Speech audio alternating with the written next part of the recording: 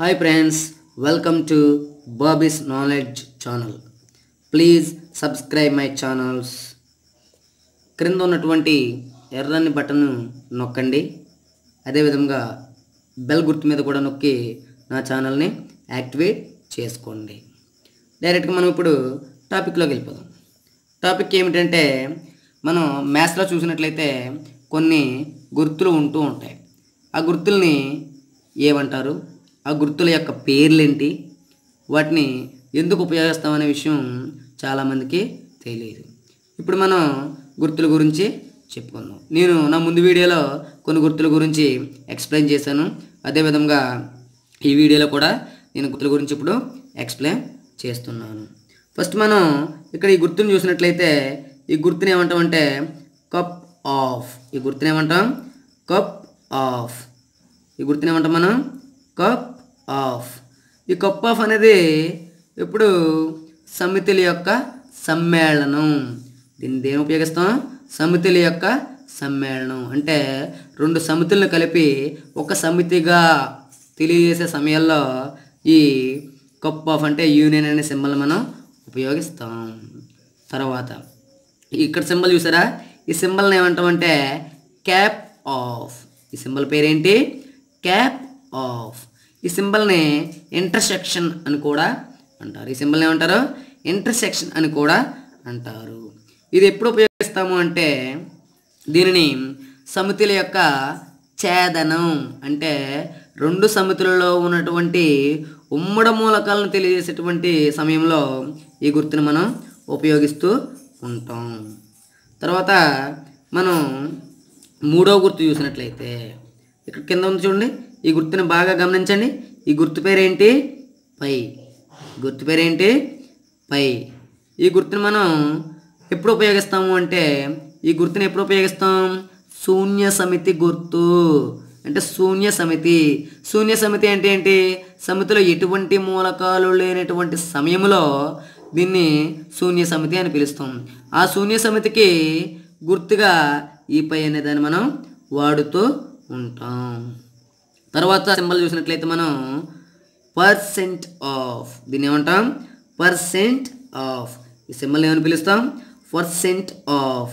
ఇది ఎప్పుడు ఉపయోగిస్తాము అంటే ఈ పర్సెంట్ ఆఫ్ అనేది నూటికి, మనం ఇక్కడ చూసినట్లయితే నూటికి పర్సెంట్ ఆఫ్ అనే సింబల్ మనం ఉపయోగిస్తూ ఉంటాం. ఇది ఎప్పుడంటే లాభ నష్టాల యొక్క శాతాన్ని తెలియజేయడానికి మనం ఈ పర్సెంట్ ఆఫ్ని ఉపయోగిస్తాం. అదేవిధంగా వడ్డీలు కట్టేటప్పుడు అది ఎంత శాతాన్ని కడతాం అనేటప్పుడు కూడా మనం ఈ సింబల్ని ఉపయోగిస్తూ ఉంటాం. తర్వాత సింబల్ మీరు తర్వాత యొక్క గుర్తుని గమనించినట్లయితే ఈ గుర్తుని ఏమంటారు? Delta and triangle. ఈ సింబల్ మనం ఈ గుర్తుని ఎన్నిసార్లు ఎలాగంటే ఏమంటాం? దీన్ని డెల్టా అదేవిధంగా ట్రయాంగిల్ అని కూడా అంటారు. డెల్టా అనే సమయంలో దీని యొక్క అర్థం ఏమిటి అంటే సమతుల సౌష్ఠవ భేదం. ఏంటి డెల్టా యొక్క అర్థం ఏంటి? సమతుల సౌష్ఠవ భేదం. మరి ట్రయాంగిల్ అంటే దాని అర్థం ఏంటి? త్రిభుజానికి గుర్తు. ట్రయాంగిల్ అంటే ఏంటి? త్రిభుజానికి గుర్తు. తర్వాత మనం చూసినట్లయితే దీన్ని మీరు బాగా గమనించండి. ఇది ఇంగ్లీష్ అక్షరాల్లో ఈ దేన్ని పోలి ఉంది? ఇంగ్లీష్ అక్షరాల్లో ఈని పోలి ఉంది. ఇంగ్లీష్ అక్షరాల్లో ఈని పోలి ఉంది. దీని యొక్క పేరు ఏంటంటే బిలాంగ్స్ టు. ఏంటి దీని పేరేంటి? Belongs to. దీన్ని ఏ సమయంలో మనం ఉపయోగిస్తాము అంటే ఒక సమితికి చెందిన మూలకాలు. ఎప్పుడు ఉపయోగిస్తాం? ఒక సమితికి చెందిన మూలకాలను తెలియజేసేటప్పుడు ఈ బిలాంగ్స్ టు అనే గుర్తుని మనం ఉపయోగిస్తాం. తర్వాత గుర్తు చూడండి. ఈ గుర్తు యూకి సంబంధించినటువంటి కన్ఫ్యూజ్గా లెటర్లా ఉంటుంది. దీన్ని ఏమని పిలుస్తాం మనం? మ్యూ. ఇది యూలా ఉన్నటువంటి గుర్తుని, యూ అక్షరాన్ని పోలి ఉన్నటువంటి ఈ గుర్తుని మ్యూ అని మనం పిలుస్తాం. దీన్ని ఎప్పుడు వాడతామంటే సార్వత్రిక సమితి గుర్తు. ఈ మ్యూ అనేది ఏంటి? సార్వత్రిక సమితి గుర్తు. తర్వాత గుర్తు మనం చూసినట్లయితే పై. చూడండి, దీన్ని బాగా గమనించారా? ఈ గుర్తు పేరు పై.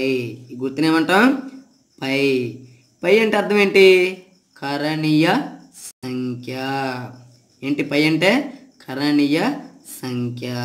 కరణీయ సంఖ్య అంటే 3.1415 and is equal to 22/7.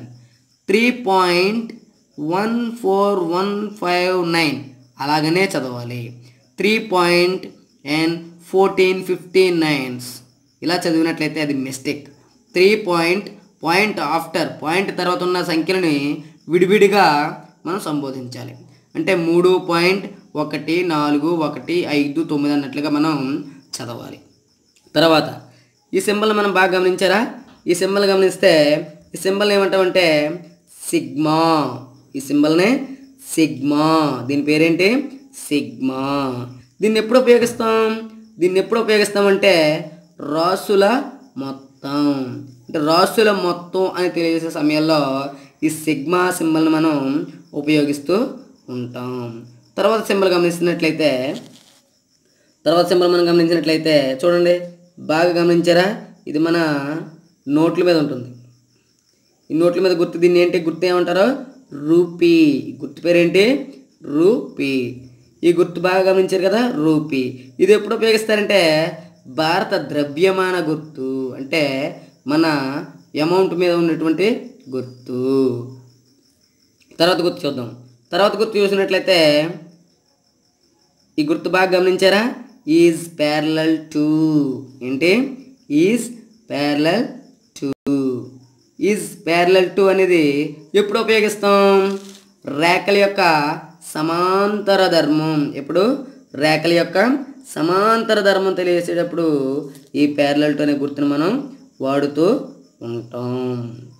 తర్వాత గుర్తు గమనించండి. తర్వాత గుర్తు మీరు బాగా గమనించినట్లయితే దీని పేరేంటి అంటే ఈజ్ పర్పెండిక్యులర్. ఏంటి? దీని పేరేంటి? Is perpendicular. ఈ పర్పెండిక్యులర్ని ఎప్పుడు వాడుతాము అంటే ఆ రెండు రేఖల యొక్క మధ్య కోణం. ఆ రెండు రేఖలు అంటే ఏంటి? ఒకదానికొకటి లంబంగా ఖండించుకునేటువంటి సమయంలో రెండు కోణాల మధ్య 90 డిగ్రీలు అయినటువంటి గుర్తుని పర్పెండిక్యులర్. ఆ రెండు రేఖల యొక్క ఖండన చేసుకున్న చోట 90 డిగ్రీలు ఉండునిచో అప్పుడు ఈ పర్పెండిక్యులర్ అనే గుర్తును మనం ఉపయోగిస్తూ ఉంటాం. తర్వాత చూడండి, తర్వాత గుర్తు మీరు బాగా గమనించారా? ఈ గుర్తుని పేరేంటంటే ఈ గుర్తు యొక్క పేరు యాంగిల్. ఏంటి? ఈ గుర్తు యొక్క పేరు యాంగిల్. బాగా గమనించారు కదా? ఈ గుర్తు పేరేంటి? యాంగిల్. యాంగిల్ అంటే దీన్ని ఎప్పుడు ఉపయోగిస్తాము అంటే యాంగిల్ అనేది దేని యొక్క గుర్తు అంటే కోణం. బాగా గమనించారా? ఇది త్రిభుజాల్లో బాగా మనకి ఉపయోగపడుతూ ఉంటుంది. కోణం ఎంత? యాంగిల్ ఏ అంటే ఆ ఏ దగ్గర ఉన్నటువంటి కోణం అని అర్థం. ఈ యాంగిల్ అనేది ఏంటి? దేనికి గుర్తు? కోణానికి గుర్తు. తర్వాత కూర్చున్నట్లయితే మనం ఈ గుర్తు చూడండి బాగానే. ఈ గుర్తు ఏంటి? టీటా. ఈ గుర్తు పేరేంటి? టీటా. బాగా గమనించారు? ఈ గుర్తు పేరేంటి? టీటా. టీటా అంటే దీన్ని ఎప్పుడు ఉపయోగిస్తాము? ఈ టీటా అనే గుర్తుని ఎప్పుడు ఉపయోగిస్తాం? కోణం కొలత. ఈ టీటాని ఎప్పుడు ఉపయోగిస్తాం? కోణాన్ని కొలిసేటువంటి సమయాల్లో టీటా గుర్తుని మనం వాడుతూ ఉంటాం. ఈ టీటా బాగా గమనించారు కదా? తర్వాత గుర్తు చూద్దాం. తర్వాత గుర్తు చూడండి. ఇదేంటి? ఇది మనకి మ్యాథ్స్లో చాలాసార్లు కనబడుతూ ఉంటుంది. ఇది మనకి మ్యాథ్స్లో చాలాసార్లు కనబడుతూ ఉంటుంది. దీన్ని ఏమంటారంటే మీసాల బ్రాకెట్ అని కూడా మనం సంబోధిస్తూ ఉంటారు కొంతమంది పిల్లలు. దీని యొక్క పేరు ఏంటని మీరు బాగా గమనించారా? ఈ సింబల్ యొక్క పేరు, ఈ గుర్తు యొక్క పేరు. ఈ గుర్తు యొక్క పేరేంటి? Flower bracket. ఈ గుర్తు యొక్క పేరేంటి? Flower bracket. బాగా గమనించారు కదా? ఈ గుర్తు యొక్క పేరేంటి? Flower bracket. అంటే దీని యొక్క అర్థం ఏమిటి అని మనం గమనించినట్లయితే ఈ బ్రాకెట్ యొక్క అర్థం ఏమిటి అంటే సమితిని తెలిపే కుండలీకరణం. ఏంటి? సమితిని తెలిపే కుండలీకరణం. బాగా గమనించారు కదా? దీని యొక్క అర్థం ఏమిటి అంటే సమితిని తెలిపే కుండలీకరణం. అంటే ఒక కుండలో పెట్టినట్లుగా ఒక సమూహాన్ని ఒక కుండలో పెట్టినట్లుగా కుండలీకరించడం, అంటే లోపల పెట్టేదాన్ని కుండలీకరణం అంటారు. అదేవిధంగా ఈ బ్రాకెట్లో మనం ఉంచితే ఒక ప్రత్యేకమైనటువంటి అట్రాక్షన్ ఉంటుంది కాబట్టి దీన్ని కుండలీకరణం తెలిపేటువంటి బ్రాకెట్ ఫ్లవర్ బ్రాకెట్ అంటారు. అదేవిధంగా మీకు ఇంకా ఏమైనా డౌట్స్ ఉంటే కింద కామెంట్ రూపంలో నాకు తెలియజేయండి.